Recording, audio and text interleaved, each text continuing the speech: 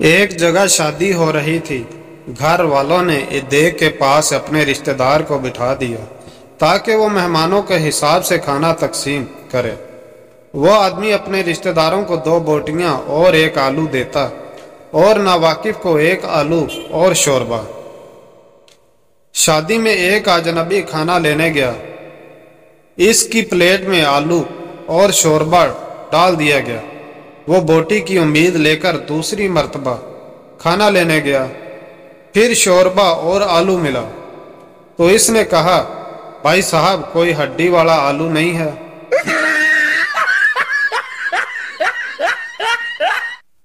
خان صاحب ایک لڑکی کو بہت پسند کرتے تھے۔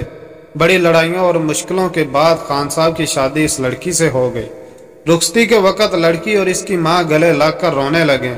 خان صاحب بھی انہیں دیکھ کر رونے لگ گیا اور بہت جذباتی ہو کر بولے، گلناز ہم سب کچھ برداشت کر سکتا ہے لیکن تمہاری آنکھوں میں آنسو نہیں۔